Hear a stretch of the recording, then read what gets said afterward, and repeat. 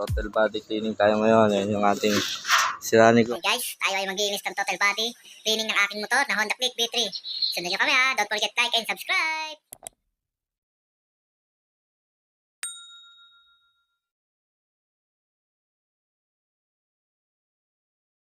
Niko, si Marlon Payot, aka Yasro. Yan. Ano ka pa? Yan, natanggal na yun dito.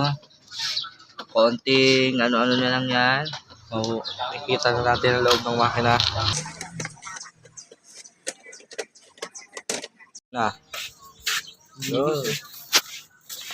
yung loob ng ating Honda Click version 3. Finish total body tayo dahil 4,000 may ng tinakbo. 14,000. 14,000. Ah, kabali yun. Ayan. Official. Ay! Wala. Mabilog ha. Ayan.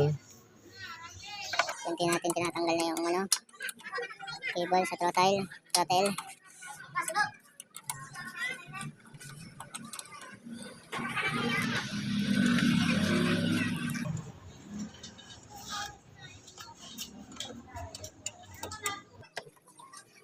Parang yung unang beses na nilinisan natin ng throttle, motors. Almost ng 3 years. Trabaho bahay lang kasi ito, kaya 14,000 pa lang ang tinakbo. Sa Sabado, magkakabiyang kami. Natin ay matanggal ng ano. Kung Kamay ito. Hindi, akala ko naman, itong LTIP, buong LTIP. Hindi, mahugot yan. Mahugot mo lang, mahugot yan. Hinugot yung sa tatay niya, ganyan yung ginawa ko. Matigas nga lang tayo, kaya kami. Pero mahugot yan. Hindi, mahugot yan. Uy, wala na. Ay, doon, dali mo na. Hindi, dali mo doon, sunod lang.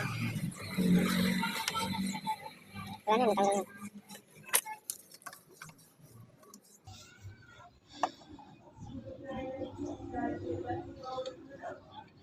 ito, hindi pa tinanggal to.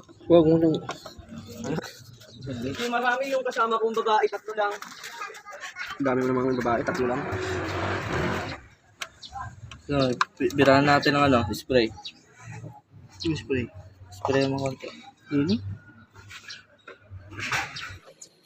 Bumibalik na sana sa diskarte, kaso lang napasarap kami. Kasi tama, nagbatak kami. Kumbaga, mangwasak kami. Ano siya? Hindi ka lang lang. Alam ko, baba ni Marnie. Linis lang. Baba lang ano, compartment. Linis na. Okay lang. Yan na. Okay na. Ito. Tingin, loob. Uy, dito loob. Linis yan ha. Hindi, ayos na. Linis natin. Total body. Gasket, tingnan mo muna yung gasket. Set screw niya. Yes, screw. Dito yun, yung parang nanginginig yung motor nyo. Yan. Ganyan. Yan yung pinakaano na tayo, dito na yan. Pag sobrang dumi yan, masyadong ano yung motor nyo, yung manginig. Yan ang salarin. Yan, nalinis na siya. Ayan. Kakabit na natin siya. Assemble na lang. Assemble na lang ng ating mekanong si Marlon. Asalpak na natin yung throttle. Nakapit pa siya. May filter hose ka lang, sasalpak. Mga cable. So ayun na, nakabit na yung throttle. Ngayon naman, magre-reset tayo. Saan galing yung sensor na yan? Silalim. Sa banda yun yung ulit. Silalim. Hanggang. Silalim na ito. Pag reset naman, so pag tinanggal natin yung mga sensor sa throttle, obligado yan yung ano, reset. Yung green tsaka brown na yun yung tutusukin natin. Iba yung siya yung maliit yung Natin. I-open mo. dapat mabilis yan. Dapat mabilis siya. Tuk, tuk, tuk, tuk, Tuk, tuk, tuk, tuk. Bilang tuk. Pag gumanyan na, Pag naman yan na, off mo na yan. i-off na. Tanggalin mo to. Tanggalin yung doon, sa clip. Kabila. Tapos kakabit mo na yun. Ganun yun mga kamotor sa pag-reset na. Buksan, naka-full throttle. Tapos, on ang switch. Dapat mag-blink-blink yan. Dapat mag-blink-blink. Pag huminto na siya, Pag na siya, 1, 1, 2, 2, 3. Tapos biglang bagal yan. nababagal. Ayan. Ano yun, sabay off. Sabay baklas. Ulit. Sabay on. Pag may check engine pa rin, ewan ko na lang. Yan. Maraming check engine.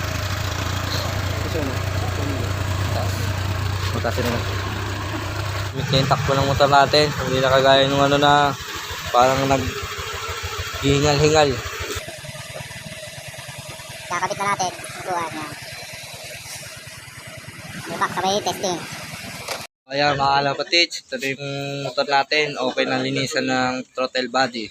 Mga kamotors, start natin. Ayan. Sabi, tahimik. Tahimik. Ha? Tahimik ang tunog. Parang brand new na ulit. Yes sir!